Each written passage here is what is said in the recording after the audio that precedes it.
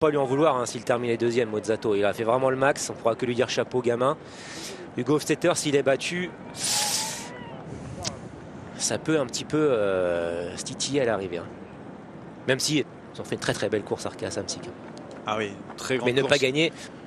Ouais, après le contrôle, la mainmise hein, sur la course depuis le départ, ils ont été tout le temps en surnombre. Et là, ça serait vraiment une grosse désillusion pour toute l'équipe, un collectif qui a fonctionné parfaitement aujourd'hui.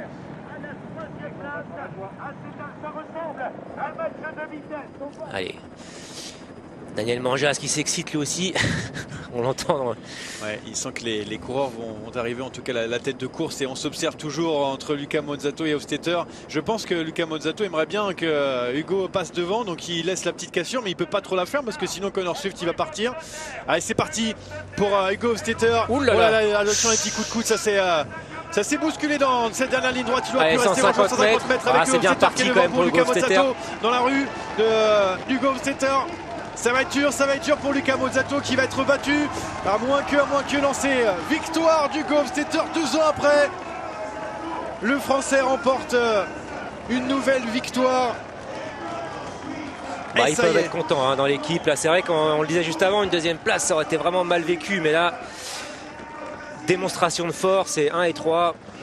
Quelle journée pour Arkea Samsic qui a contrôlé cette course, a joué un peu de malchance avec Laurent Pichon qu'on voit ici hein, faire le sprint pour les battus qui étaient dans le groupe devant. Mais voilà, concrétisation totale de la part d'Arkea Samsic qui n'avait plus qu'à se jouer de Luca Mozzato.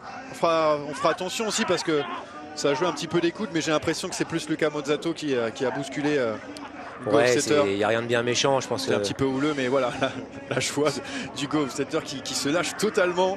Et ouais, il reste encore de l'énergie. Hein. C'est vrai.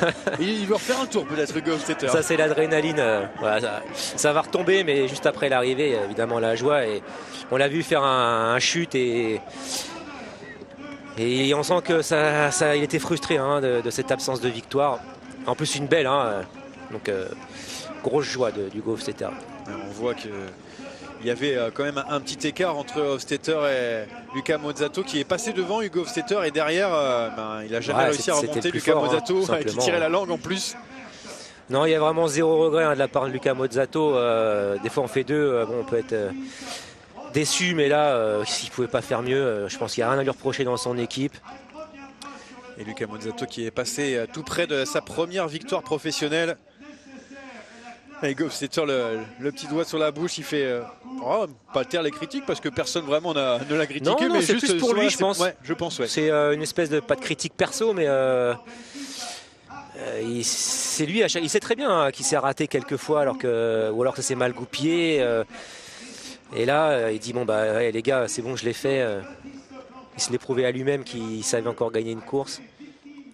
Vermerge qui est venu féliciter Hugo Hofstetter. Ils étaient ensemble pendant un petit moment avant la crevaison du Belge qui lui aussi aurait bien aimé remporter cette course. Et donc sans suspense hein, Laurent Pichon va remporter le cochon, le fameux cochon de Van